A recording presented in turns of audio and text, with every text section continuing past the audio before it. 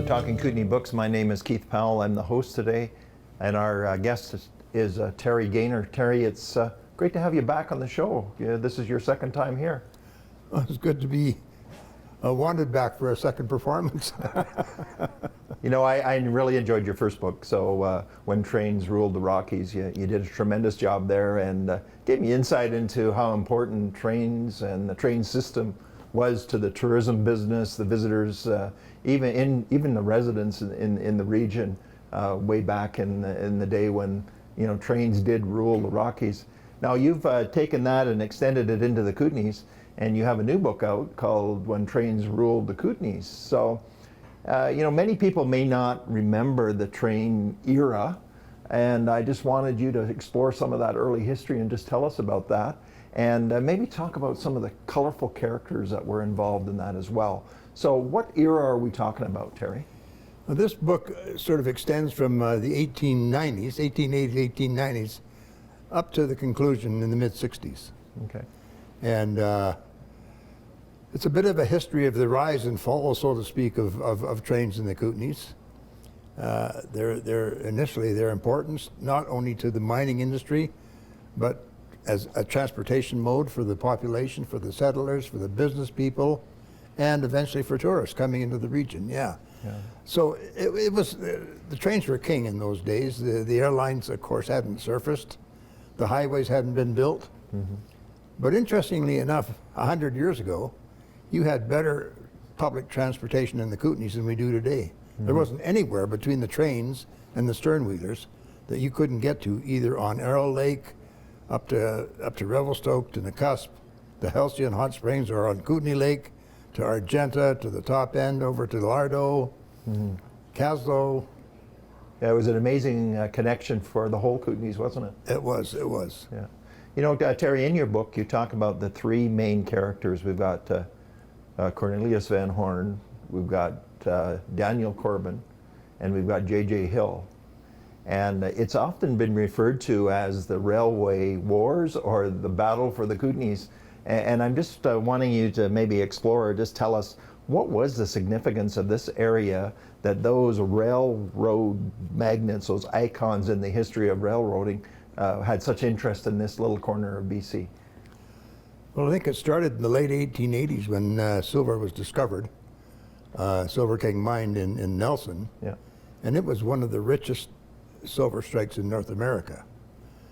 Needless to say, the word spread like wildfire, and within days, thousands of people, mostly Americans incidentally, were coming up the Kootenay River and heading for the Kootenays. Mm-hmm. Consequent to that, gold was discovered in Rossland. Mm-hmm. As you probably know, Red Mountain, it's an old extinct volcano, and the interior of that mountain was filled with veins of gold. And also silver. And to the west, just across the line in Boundary County on the Canadian side, was huge copper mine discoveries. So the railroads were interested in coming in here and being dominant, of course, because there was big money in hauling the ore. Mm-hmm. And in some cases, there was even bigger money in processing the ore, right, which incidentally both Great Northern and CPR did. Right. So it was, the battle was on because, you know, if you could establish dominance in a region for hauling the ore, or even maybe a monopoly, mm-hmm. there was big money in it for the railroads. Right. Of course, they had to cover the cost of their construction. Right. So the less competition, the better, and they did go head to head. Right. So give us a little bit of a background. When did the railway actually come to the Kootenays? Well, the first train into Nelson was built by the Canadian Pacific, but as Van Horn said, he was the general superintendent of the Canadian Pacific at that time, it was sort of the railway from nowhere to nowhere. Mm. It began at Sprout's Landing, which is now on the north side of the Columbia from Castlegar, mm-hmm. and it went to Nelson. But the reason that was built was because it bypassed the falls on the Kootenay River coming from Nelson, right. Bonington Falls there. Yeah. And they couldn't get the boats past there. Right. So their philosophy was to get the ore from Nelson, to Sprout's Landing onto their boats up to Revelstoke, and they built a small smelter at Revelstoke to stop all the ore from going downriver to the American smelters and the American operators. Right. So of course, if they could get it up to Revelstoke, that would hit the main line, right? And initially their thought was to build a smelter in Revelstoke. That didn't work out. But you know, the next line was built by Daniel Corbin, and he came from Spokane. Right. And on the Canadian side, it was called the Nelson and Fort Shepherd Railway, and it came up to Nelson via Selmo and up over the Cottonwood Pass and down to 5 Mile Point, which is just north of Nelson, where it connected with the steamboats on the lake. So Corbin has a colorful history. Can you give us a little bit of background to who he was and where he came from? He was an Easterner. He was an American, and he was from the Eastern Seaboard, and he followed the Northern Pacific out west. And he picked up a fair bit of railroad knowledge there, but initially he was a surveyor and a land agent. He then went back to New York, and interestingly, it was his brother that built the railroad from New York City to Coney Island. Okay. So that's where he got his railroad experience. Yeah. He came back out with the Northern Pacific, and he built his own line from the mines in Silver Valley, east of Coeur d'Alene, to Coeur d'Alene to haul the ore to the Northern Pacific main line. He eventually sold that to the Northern Pacific, and then he was well aware of the Kootenays and the silver strike and the gold strike, and he knew that there was a lot of money to be made to be the carrier of ore from the mines. Hence the building of the Nelson and Fort Shepherd. Right. He even had a connection to the Crow's Nest Pass, Elk Valley, did he not? Yeah, he had a big stake there, and he had a coal mine, but he needed to get that coal into the States where he wanted to ship it. So he got together with CP, and they built the Spokane International Railway up to the border, connected at the CP Crow's Nest line, and then he built a small spur line from near Fernie to his own town that he called Corbin. Right. And it was on Coal Mountain. Right. And it was a big deal mine at the time. Yeah. Right. And that mine lasted for many years. I think they just shuttered it recently. So. Yeah, it's been around forever. Yeah. So let's talk about Van Horn and J.J. Hill, or James Hill. What was the rivalry between those two characters? Interesting story, that one. You know, they started off probably as the best of buddies. At the time, Hill was president of his own railroad, and two of his biggest partners were Donald Smith and George Stephen, who were the principals behind the Canadian Pacific. And it was the Manitoba Railway that went from St. Paul and Minneapolis up to what is now Winnipeg. Right. It was a very successful, because it was hauling goods and services up to the, to the beginning of the construction head for the railroad. And in 1980, Stephen and Smith convinced Hill to join the CP syndicate.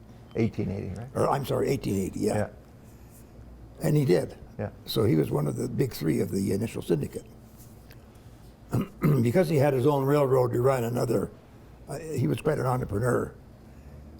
He hired Cornelius Van Horn away from the Milwaukee Road Railroad, which was a big competitor of his own in the States, because he felt he was the guy that had the most information and knowledge about building railroads, other than perhaps himself. Right. However, they had a falling out in 1883.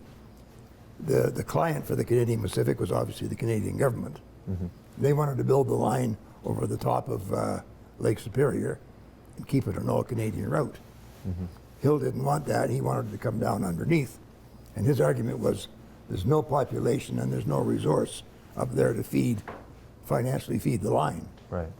Of course, the way he had it figured out, it would come across the line at Duluth and join into his existing network. Right. And then over to St. Paul, then up to Winnipeg. Right. And he was absolutely surprised that Van Horn didn't side with him, because he was his hand-picked deputy. Right. And that was the beginning of the fallout. And from that time on, Hill, for other reasons as well, he pulled out of the syndicate, and he had a hate for Van Horn for the rest of his life. Interestingly enough, he only hated the CP entity itself and Van Horn, but Smith and Stephen remain two of his best buddies and investors in his own Great Northern Railway. Really? Very convoluted, yeah. Well, Van Horn is named, I mean, we have a street in Cranbrook that's Van Horn Street, so, you know, we can see how far-reaching his effect and influence was. And I think that's fairly common in any railway town, that they would throw out the hat to the Van Horn by naming something after him. Well, Van Horn is definitely a Canadian icon, you know. Interesting, he was the American that moved to Canada, right, and became very Canadian. Yeah. James J. Hill was a Canadian that moved to the States and became very American. Yeah. But they sure went head to head. But, you know, Van Horn matched him step for step everywhere. Yeah. And they had some amazing head-on collisions. Right. Yeah. So in your book, you talk about some of the displays that we have over at the Cranbrook History Center, the Railway Museum there, and one of their showcase pieces is the Sioux Spokane. Can you just talk a little bit about the significance of that train? In 1906, when they completed the Spokane International to the border, at that time, Van Horn had retired. He was still chairman of the board, but Shaughnessy had become president of the Canadian Pacific. He was also another American that moved to Canada, became a Canadian, and actually became a lord. To make a long story short, he recognized that that line would give him the ability, because you see CP owned the Sioux line in the United States since 1888. Right. And that would give him the ability to go head to head, not only with freight, but with the passenger service, with James J. Hill, and take him on in his own backyard, because Hill was always constantly pushing his lines up into Canada, and he thought it was payback time. Right. The Sioux Spokane Train Deluxe began in 1907. The Sioux line and the CP had their cars built brand new by a company called Barney and Smith, and they were the most luxurious passenger cars of the day, the first ones in North America with electric lighting throughout. And it was a very luxurious train, initially meant to be a summer-only train service. It was so successful that in its first operating season, it was extended to year-round. And it went from St. Paul, Minneapolis, through the Crow's Nest to Cranbrook to Yack, and at Yack it came down the Spokane International Line to Spokane. The following year, in 1908, in an agreement with the Union Pacific, they extended the train to Portland, and it became known as the Sioux Spokane Portland Train Deluxe. Right. And it was extremely successful, and it really caused some problems for Hill, because it broke his Pacific Northwest monopoly. Right. And interestingly enough, I think I read in your book that it was 40 miles shorter than the U.S. route. Yeah, the quirk of geography, yeah, yeah. Which incidentally, a few years later, Hill rebuilt his main line and cut off it, you know, so they could no longer claim that. Oh, okay. Another rivalry, right? Yeah. So, Terry, a tremendous amount of research and work went into your new book, and how did you gather all that information? Who did you resource? Can you just talk a little bit about that process? Well, I started off with Touchstones in Nelson. That's the museum there? The museum here, yeah, museum and archives. Yeah. And the curator is J.J. Steiny, or J.P. Steiny rather, and he was a tremendous help to me. Tremendous. It's quite it really is quite a facility. Incredible amount of photographs that he helped me with and digitized them, and also put me on to many other people. I also spent hours in Roslyn Museum, in the Trail Museum, in the Kootenay Lake Archives up in Caslow, right, and also over in the Arrow Lakes Historical Society building in Nicasp. Right. So there was a lot of research that went into it, yeah. Right. But you know, the thing that brought the book together was a chance meeting with a guy by the name of Stephen Satis. Oh. Stephen is, he owns a company called Great Northern Film Works, and he's putting together, or he has put together, a documentary called The Empire Builder, which is on the life of James J. Hill. Okay. He had heard that I had some knowledge of, through the railway network, of Great Northern in Canada, and he asked me if I would care to be interviewed for his documentary. So in the summer of 2019, I went down there to Spokane. His studio was in Seattle, but he came over to Spokane and filmed the interview. And in preparation for the interview, he turned over a whole lot of his research that he had done for this project. Right. And that really was the genesis of my book, because I thought, you know, there's a huge story here. Right. It's a story that has been told in part, but I thought you did a really thorough job of giving us a really good glimpse as to how important that era was to the development of the Kootenays. Well, without the mines and then the railroads, there wouldn't be a Kootenays, I don't suppose. I mean, you know, Nelson was a railway town personified. Yeah, let's talk about Nelson, because we don't necessarily think it as a transportation hub or but it was so important. And why was that? Well, it was sort of the end of the Crow's Nest line and the beginning of the Kettle Valley line. They needed to have repair and maintenance facilities. They need to have a large mustering yard. And actually, Shaughnessy put it to the Nelson Council back in 1901, saying, do you want us here? They had a referendum. The referendum overwhelmingly passed, and Nelson became CP's major divisional point on their southern main line to Vancouver. Right. Including machine shops, later the diesel shop. Right. The CP had their boat yards there, Right. where they constructed all their Kootenay Lake ferries. I mean, it was a huge railroad town, and when the railroad pulled out in the 60s, it must have been an incredible economic hit, not only to the Nelson, but to the area. Right. So let's just talk about the steam era. So when did the steam era end, and when did the diesel era start? CP started to dieselize in the late 40s, largely with switch engines in their yard. And they started experimenting in 49 and 50 on their long-haul trains. It was so successful that they set ahead set back their system-wide dieselization program, so that by 1952, diesels were king on most long-haul routes. So that was the beginning of the end of the steam era. Right. The diesel shop in Nelson was conceived and constructed in 54. I think it opened in 55 or 56. And it's where it was the second largest diesel shop in the entire Canadian Pacific network. That's how big and important it was. Yeah. Yeah. So Terry, we often think of railways today as carrying commodities, so forest products, mining products, and so forth. But there was a time when it was an essential service for passengers. And just tell us a little bit about the passenger service and when that ended. Well, for many, many years on Canadian Pacific, which was they put big emphasis on their passenger service because it was a big dollar earner. I mean, the passenger service was king, and it had the first priority in all the routes. They didn't sit in the sidings waiting for freights. The freights sat in the sidings waiting for them, you know. Right.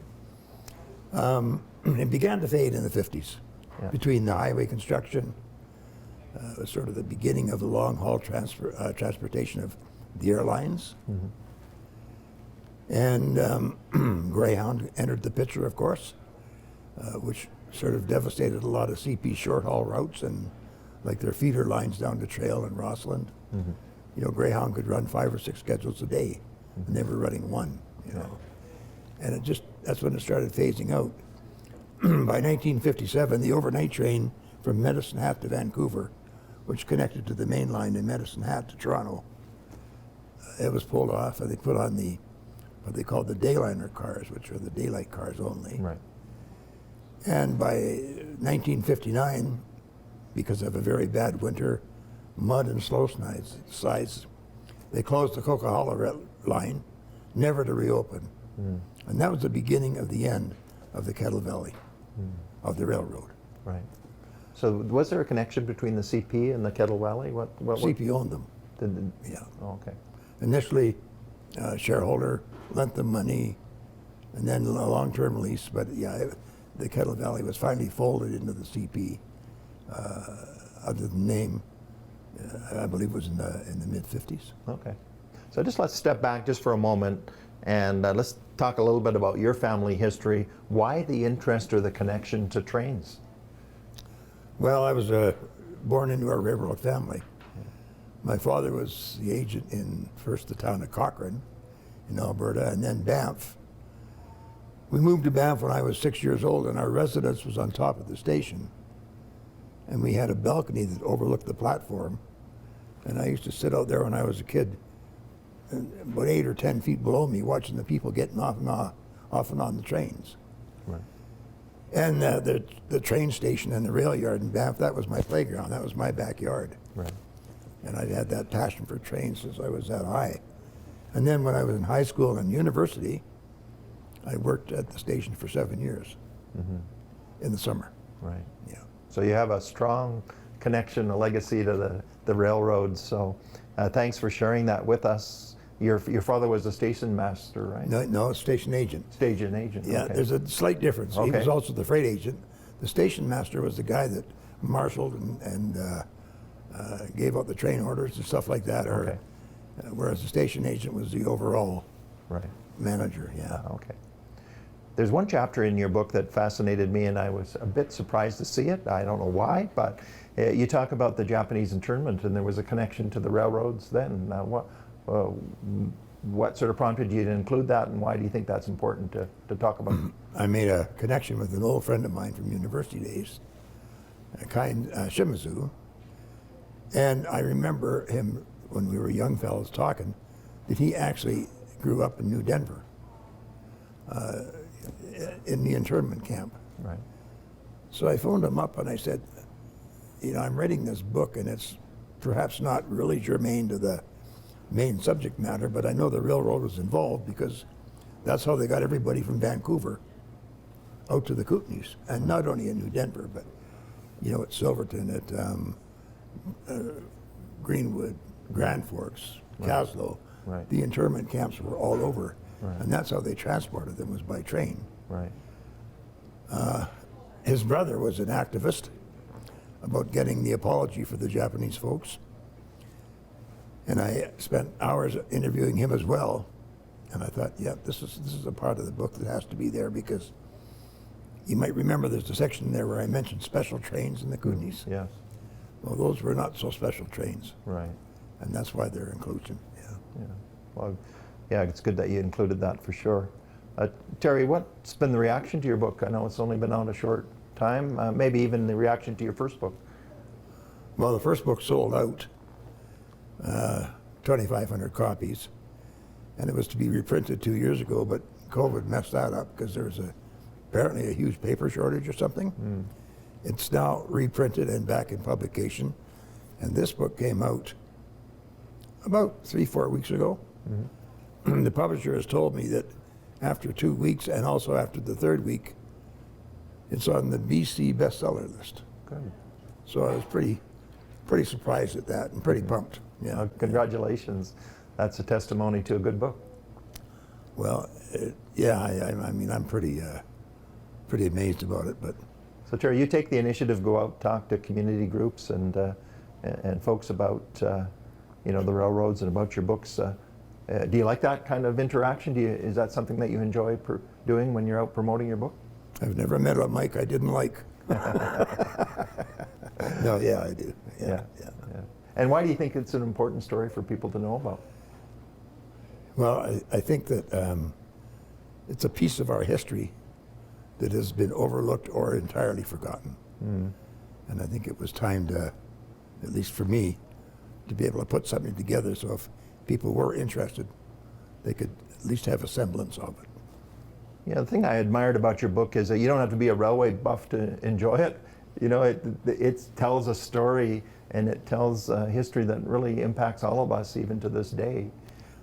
Well, more than anything, I wanted to tell a story. I didn't want to write a railroad book per se. Yeah. And that was one of your goals right from the start? Yeah. Yeah. Well, it's sort of the way I think and talk. Right. So just tell me a little bit about the publishing experience. Same publisher as your first book? It is. And that was a revelation in itself. When I finished writing the first book, I thought, well, I wonder what I do now. You got to remember, I'd never done anything like this in my entire life. In fact, the most I ever wrote in my life up until I was about 74 might have been a letter. And somehow I ended up writing this first book. So I thought, what the heck? I'll look through some publishers and see if there's any publisher in particular that where this one might fit, you know. And I got a hold of Rocky Mountain Books, went through their process of submitting a proposal, and much to my surprise, 4 months later I got a response saying, yep, we'll take it. Yeah, good. Well, good for you. What's the future hold? Well, I've just in the final edit of book number 3 now. Okay, can you give us a little bit of a snapshot, or? Yeah, it's called The Sioux Line's Famous Trains to Canada. Okay. Which will have a big content on the Sioux Spokane Train Deluxe. Okay. A couple chapters on that. But they had many different trains that went from Chicago and Minneapolis, St. Paul, up into Canada. There was the Atlantic Limited that went to Montreal, then on to Boston. It started back in the 1880s, 1890s. There was a Winnipegger that ran for 60-odd years to Winnipeg. There was the Sioux Spokane Train Deluxe. There was the Sioux Pacific that began in 1894 to Vancouver, all feeding CP Resorts, you know. And then, of course, the Mountaineer, which was their most successful train. It was a summer-only train, and it went from Chicago through to Banff and then to Vancouver. So this third book is inspired by the research you've done on the first 2? Well, plus I also, all my life I had sort of a soft spot for the Sioux Mountaineer, because when I was a kid working in Banff, it was the first train I'd ever seen that was full of Americans, because it was a train from America. It was a tourist train. And it's always been in the back of my mind that, you know, there must be a book there somewhere. Right. Yeah. Well, we look forward to it. What stage is it at? The manuscript's pretty much done. There's some editing to be done. Most of the photographs, and there'll be multi-photographs in that one as well. I've only got about 2 or 3 more to get. It's going to go to the publisher in June, and it will be printed in September of 2023. Good. Well, congratulations. And that's one thing I didn't mention about your current book is a great selection of photos. All of which I dug out of archives in the Kootenays, and Cranbrook. Right. Yeah, no, they really enhance the story and tell the story. We can really visualize what was going on and how important that system was. I couldn't imagine writing a book like that without the photographs. Yeah, good. Thank you, Terry. We really appreciate you being a guest on Talking Kootenay Books, and thank you for taking the time to talk about local Kootenay history and how important it is, and recording that important era for readers to really enjoy. Thank you again. Thank you. This is Talking Kootenay Books, and my name is Keith Powell.